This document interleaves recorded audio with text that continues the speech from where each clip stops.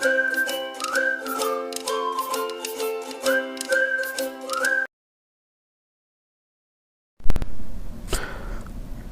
بيكم في الحصة الرابعة من جبر اولى اعدادي.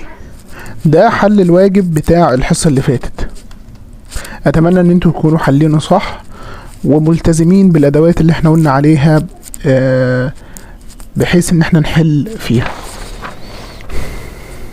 النهاردة الدرس بتاعنا بيتكلم عن ضرب وقسمة الاعداد النسبية. في حاجة مهمة جدا لازم تكون عارفها قبل ما نبدأ في عملية الضرب او عملية القسمة. حاجة انت خدتها قبل كده في الابتدائي، بس لازم تكون عارفها لان هي هتكمل معاك في الاعدادي وفي الثانوي والكلية ان شاء الله، الا وهي قاعدة الاشارات. قاعدة الاشارات عندنا في الضرب والقسمة بتكون سهلة جدا.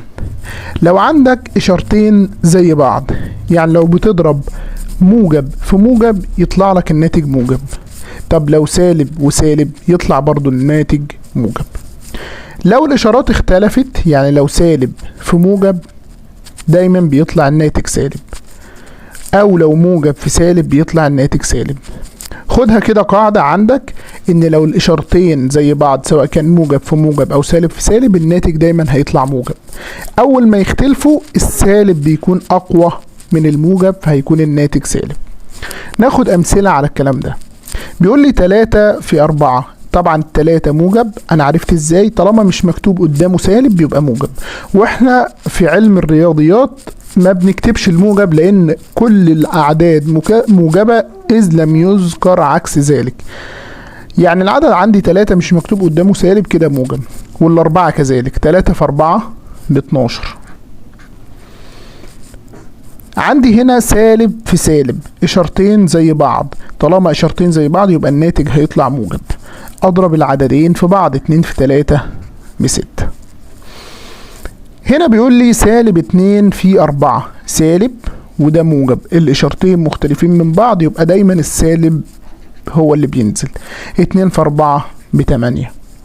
هنا بيقول لي 3 في سالب 5. موجب في سالب، دايما طالما اشارتين مختلفين عن بعض يبقى الناتج سالب. 3 في 5 ب15.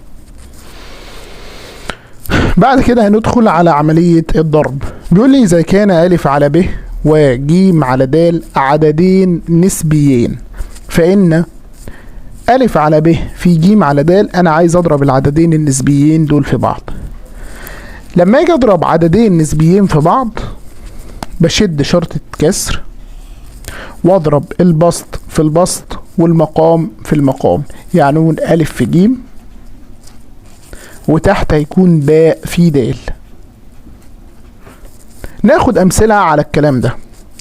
بيقول لي اوجد ناتج كل مما يأتي في أبسط صورة. 3 على 6 في 2 على 5. طبعا بشد شرطة كسر واضرب 3 في 2 وتحت بضرب 6 في 5 بقول بيساوي 2 في 3 ب6 على 6 في 5 ب30.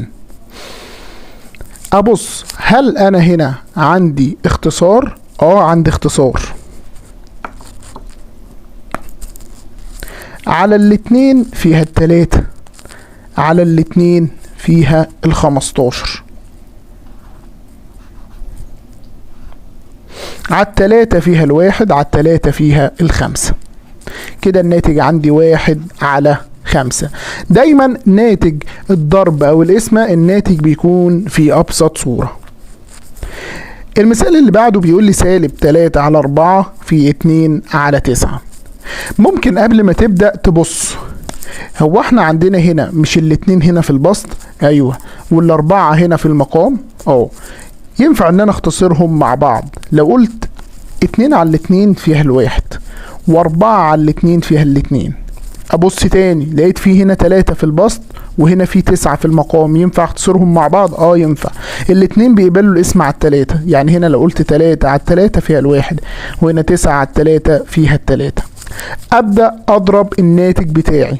خلي بالك ان ده سالب وده موجب، سالب في موجب قلنا بسالب، واشد شرطة الكسر واضرب 1 في 1 ب1، واتنين في 3 ب6. هنا بيقول لي 2 على 4 في -2. طب يا مستر انا هضرب دول ازاي؟ العدد اللي ملهوش مقام مقامه بيكون 1.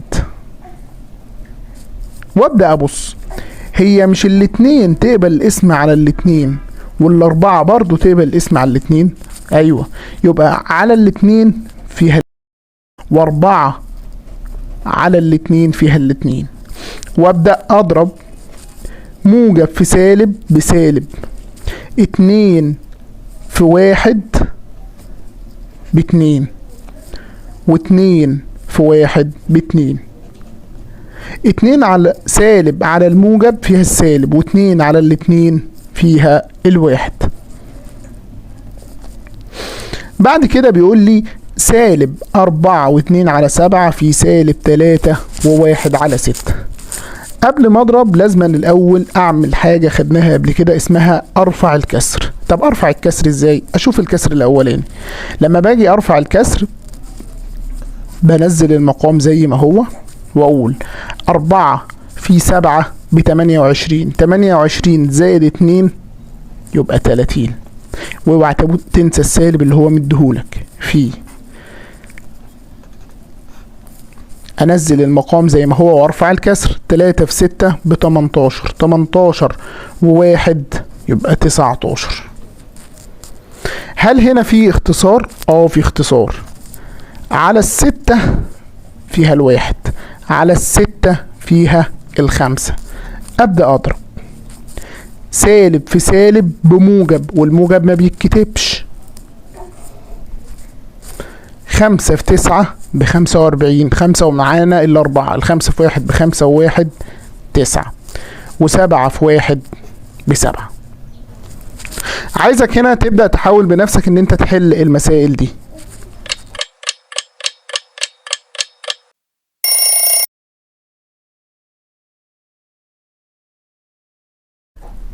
طالما عندنا عملية ضرب يكون دايما هيكون لعملية الضرب دي خواص، ليها خواص.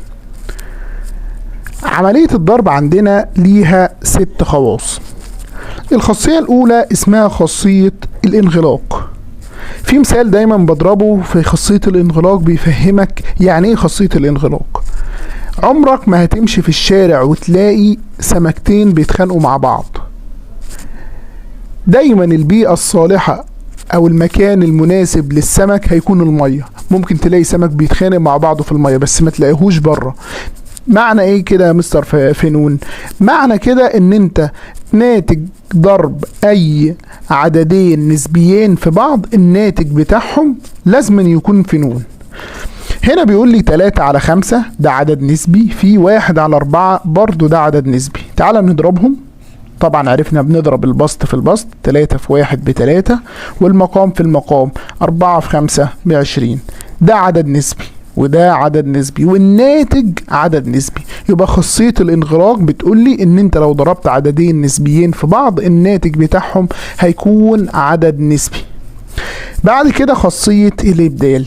خاصية الابدال دي اللي بتقول لي ان انت ينفع تجيب الاول مكان التاني والتاني مكان الاول. يعني ايه؟ بيقول لي عندي العددين النسبيين 2 على 7 في 3 على 5. تعال نضربهم ونشوف. 2 في 3 ب6. 5 في 7 ب35. هنا هنبدل، هنجيب اللي في الاخر في الاول واللي في الاول في الاخر. وتعال نجرب. 2 في 3 ب6 على 5 في 7 برضو ب35. نفس الناتج هنا وهنا مع اننا احنا بدلنا. يبقى خاصية الابدال هي خاصية موجودة في عملية الضرب بتقول لي ان انت ينفع تجيب الاول مكان التاني او التاني مكان الاول. تالت خاصية عندنا اسمها خاصية الدمج. يعني ايه خاصية الدمج؟ لو انا عندي 3 اعداد نسبية، هنفرض ان الاقلام دي هي اعداد نسبية، ينفع ان انا امسك عددين كده مع بعض واضربهم والناتج اللي يطلع اضربه في العدد التالت، او ان انا اخد العدد ده مع العدد ده واضربهم في بعض والناتج يطلع اضربه في العدد التالت. ده كله لا يؤثر على عملية الضرب. هنا بيقول لي 1 على 2 في 1 على 3 في 7 على 5. طبعا القوسين اللي هم معمولين بره دول هم دول اللي بيدلوا على عملية الدمج. نضرب العددين اللي جوه، 1 في 1 ب1 على 2 في 3 ب6. بعد كده نضربهم في العدد الثالث اللي هو 7 على 5. 1 في 7 ب7.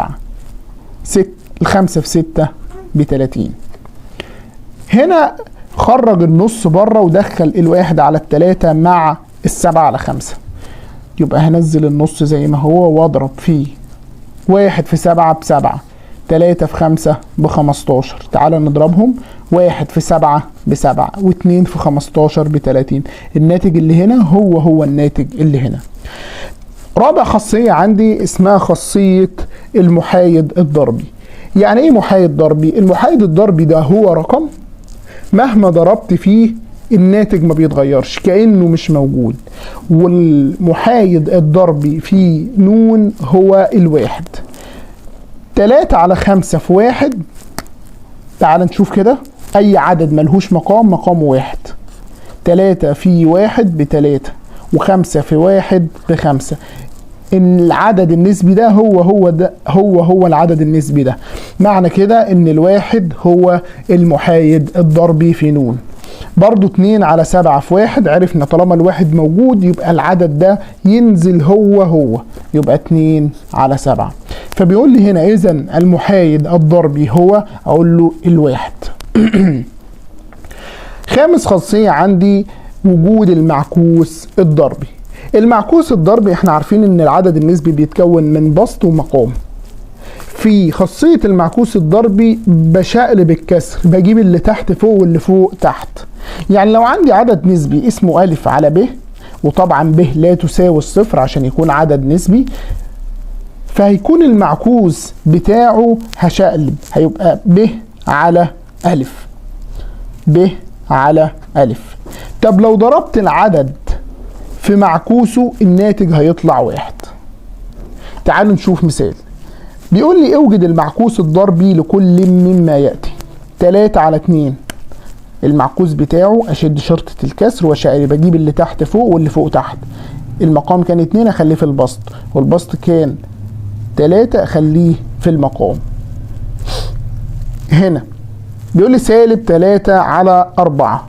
طبعا السالب بينزل زي ما هو واشد شرطة الكسر واجيب اللي تحت فوق واللي فوق تحت، يبقى 4 على 3. ده المعكوس الضربي للعدد ده. طب هنا يبقى اشقلب الكسر 5 على 1.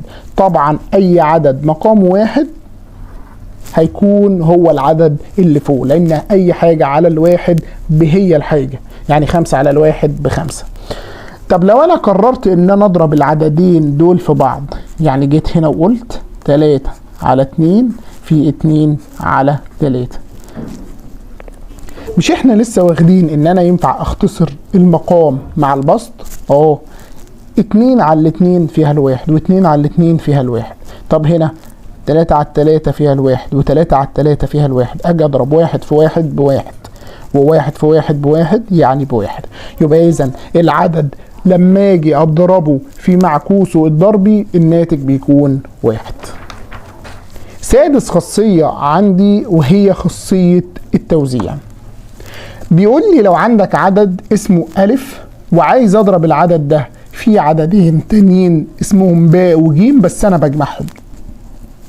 لما اجي اضرب هضرب الألف مرة في ب ومرة في جيم. أ في ب بألف باء، إشارة الموجة بتنزل زي ما هي، وأ في جيم بألف جيم. يبقى أنا بوزع اللي بره على اللي جوه مرة واللي جنبه تاني كمان مرة. طب هنا بيقول لي أ في ب ناقص جيم، أوزع يبقى أ أضربها مرة في باء ومرة في جيم. أضرب أ في باء بألف باء والسالب ينزل، وأ في جيم بألف جيم. هنا بيقول لي استخدم خاصية التوزيع لإيجاد قيمة كل مما يأتي. السؤال ده سؤال دايما بيتكرر وبيجي في الامتحانات بتاعة آخر السنة. لو انت فاهم ايه المقدار او المسألة اللي قدامك بتتكلم ازاي هتحل بكل سهولة. في اولى اعدادي خدنا حاجة اسمها المقدار الجبري. المقدار الجبري ده بيتكون من اكتر من حد، من حدين او اكتر من حدين. طب اعرف ازاي ان ده مقدار جبري؟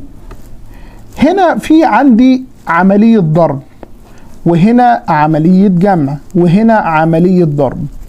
قال لي ان انت لو عايز تعرف ايه هو المقدار الجبري، شوف لو عندك عملية ضرب او قسمة وفاصل بينهم عملية زائد او ناقص، يبقى ده اسمه مقدار جبري. طب بيتكون من كام حد؟ ادي حد وادي الحد التاني. طب تعال نشوف في الحد الاولاني ايه الارقام اللي فيه. عندي 5 على 11 في 6 على 7، ادي الحد الاول. طب والحد التاني فيه برضو 5 على 11 في 1 على 7. معنى كده ان ال5 على 11 متكررة في الحد الاولاني ومتكررة في الحد التاني، يعني ينفع اخدها عامل مشترك. اقول له بيساوي، هاخد 5 على 11 عامل مشترك وافتح قوس. لما اقسم ده كله، الحد ده كله على ال5 على 11، هلاقي فيه 5 على 11 هتروح معاه، هيتفضل عندي ال6 على 7. طب وموجب على الموجب، قلنا فيها الموجب. لما اقسم الحد ده على ال5 على 11، هنا في 5 على 11 زيها، هيروحوا مع بعض، هيتفضل عندي هنا كام؟ 1 على 7. اقول له بيساوي، انزل ال5 على 11. دايما القوس ده طالما في رقم وبعده قوس على طول، معناه ان دول مضروبين في بعض. هنا عملية جمع عادية، لقيت المقامات موحدة، اجمع على طول، اخد مقام منهم واقول 6 زائد 1 7. 7 على 7 فيها الواحد، الواحد ده عرفنا ان هو المحايد الضربي. 1 في 5 على 11 ب5 على 11. المسألة التانية بيقول لي 9 على 17 في 21. ادي اول حد. ليه عرفت منين ان ده الحد الاولاني؟ لاني لقيت هنا بينهم سالب او ناقص، وعرفنا ان المقدار الجبري هو بيتكون من اكتر من حدين او اكتر، بيفصل بينهم زائد او ناقص. هنا في 9 على 17 في 21 ناقص 9 على 17 في 4. لقيت ان ال9 على 17 متكررة في الحد الاول وبرضو متكررة في الحد التاني، يعني ينفع ان انا اخدها عامل مشترك. اقول له الكلام ده كله بيساوي 9 على 17، افتح قوس. لما اخد 9 على 17 من هنا هيتفضل كام؟ هيتفضل 21. سالب على الموجب فيها السالب. لما اخد 9 على 17 من هنا هيتفضل كام؟ هيتفضل 4. اقول له بيساوي 9 على 17، نزلتها زي ما هي، وطالما في عدد وراه قوس على طول معناه ان هو مضروب فيه. 21 ناقص 4 هتديني 17. اي عدد ملهوش مقام مقامه بيكون 1. على ال17 فيها الواحد، على ال17 فيها الواحد. هو انت عملت كده ازاي يا مستر؟ قلنا طالما ده في البسط وده في المقام ينفع ان انا اختصرهم مع بعض. 9 في 1 ب9، و1 في 1 ب1. 9 على الواحد يعني ب9. المسألة التانية بيقول لي 22 على 25 في 6 على 11. ده أول حد، عرفت منين؟ لأن لقيت بعده زائد. والحد التاني بيقول لي 5 على 11 في 22 على 25. ده الحد التاني لأن لقيت بعده سالب. بعد كده لقيت 22 على 25. أشوف مين اللي متكرر في الثلاث حدود. لقيت ال 22 على 25، أخدها عامل مشترك وافتح قوس. لما اخد ال 22 على 25 هيتفضل عندي هنا 6 على 11 وانزل الموجب. لما اخد 22 على 25 هنا هيتفضل 5 على 11 وسالب على الموجب فيها السالب. لما اخد 22 على 25 هقسمهم على بعض هيطلع 1. 22 على 25 هقسمها على 22 على 25 هيطلع 1.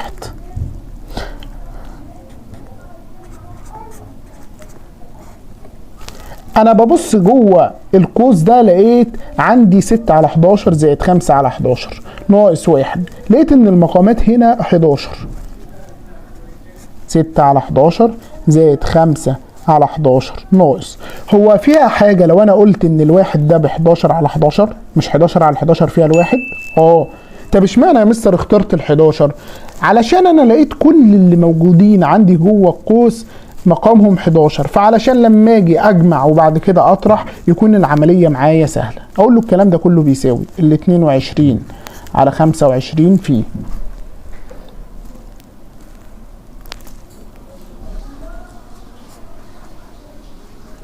6 زائد 5 ب11. 11 على 11 ناقص 11 على 11 هيطلع الناتج عندي بصفر. صفر في 22 على 25 هيطلع الناتج عندي بصفر. عايزك تبدأ تحاول بنفسك ان انت تحل المسألة دي.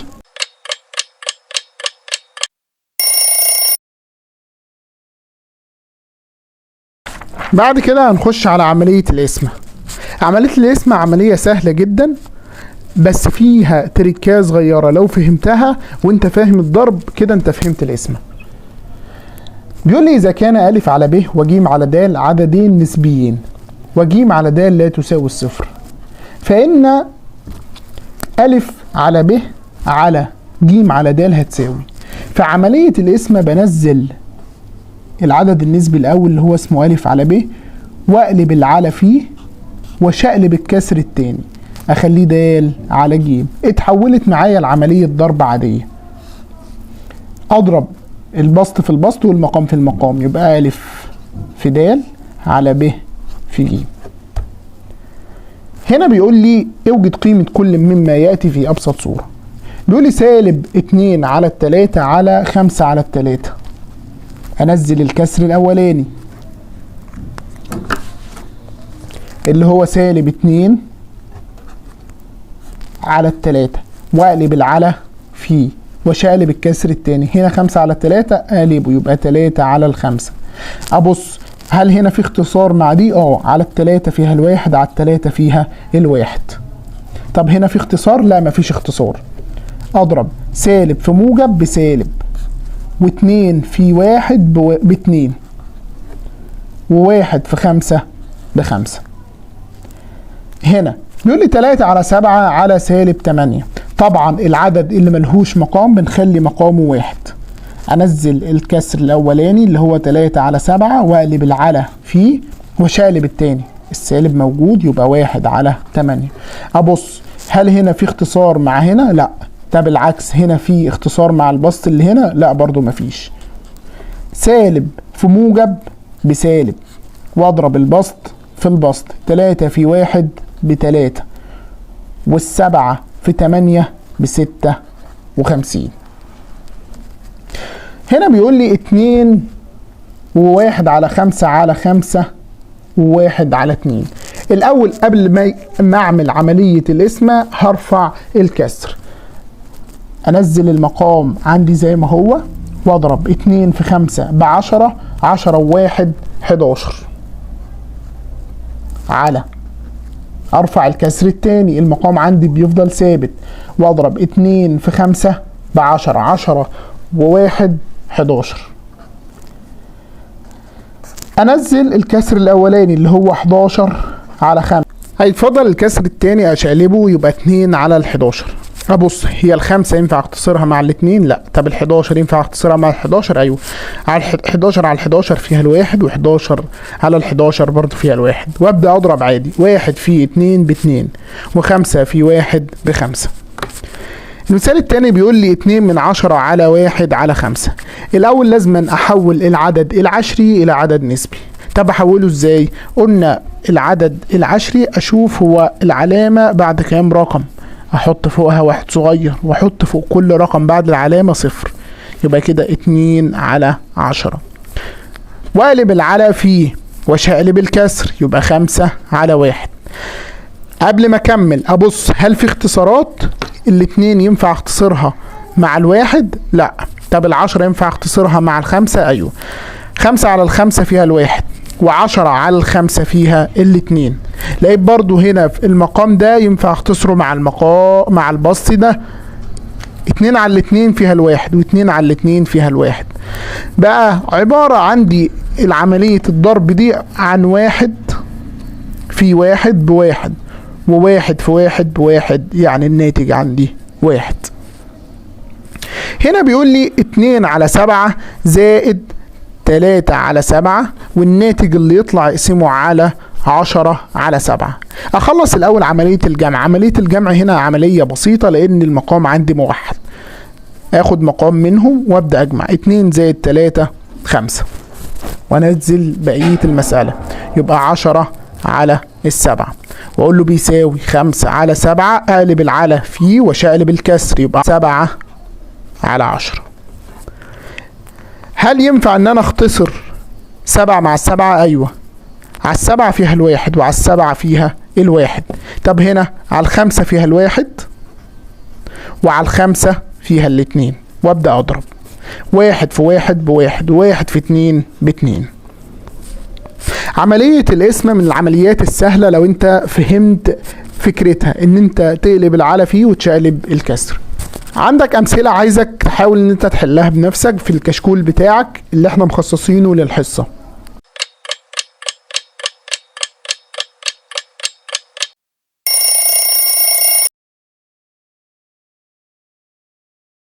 ملخص سريع اللي احنا خدناه كله.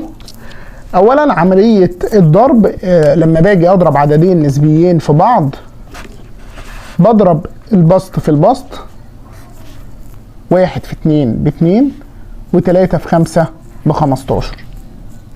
طب عندنا خدنا خواص الضرب، خدنا خاصية الانغلاق. الانغلاق يعني لو بضرب عددين نسبيين في بعض الناتج برضو بيطلع عدد نسبي. الابدال ينفع ان انا ابدل، اجيب الاول مكان التاني والتاني مكان الاول. الدمج ينفع لو انا عندي 3 اعداد بضربهم في بعض، اضرب 2 مع بعض الاول واخلصهم والناتج بتاعهم اضربهم في التالت. بعد كده خدنا المحايد الضربي، والمحايد الضربي عندنا هو الواحد. اي حاجة او اي عدد نسبي اضربه في واحد هيطلع لي نفس العدد النسبي. بعد كده خدنا المعكوس الضربي. المعكوس الضربي اللي انا بشقلب فيه الكسر، ده -2/3، المعكوس بتاعه 3 سالب. سادس خاصية عندنا من خواص الضرب وهي خاصية التوزيع. لو في ألف عايز اضربه في باء زائد ج، بضربه مرة في العدد الاول ومرة في العدد الثاني. ألف في باء زائد ألف في ج. عملية القسمة هي عملية ممتدة لعملية الضرب ولكن باختلاف علامة القسمة. هنا 5/4 على 7/4. هنزل الكسر الاولاني واقلب العلى فيه واشقلب الكسر التاني يبقى 4/7. قبل ما اكمل ابص هل في اختصارات؟ ال4 دي ينفع اختصرها مع ال4 دي. على ال4 فيها الواحد، على ال4 فيها الواحد. طب ال5 ينفع اختصرها مع ال7؟ لا، اضرب 5 في 1 ب5 على 1 في 7 ب7. درس الضرب والقسمة للأعداد النسبية من الدروس السهلة جدا لو حليت عليها وكنت فاهم الدرس كويس. فحل عليه كتير وافهمه، هتلاقي ان الموضوع سهل جدا. وصلنا للواجب بتاعنا بتاع النهارده. هتحله طبعا في الكشكول بتاع الواجب. زي ما احنا عارفين احنا عندنا كشكولين، كشكول بنحل فيه اثناء الحصه وكشكول بنحل فيه الواجب. الواجب هيكون محلول ان شاء الله في بدايه الحصه القادمه باذن الله.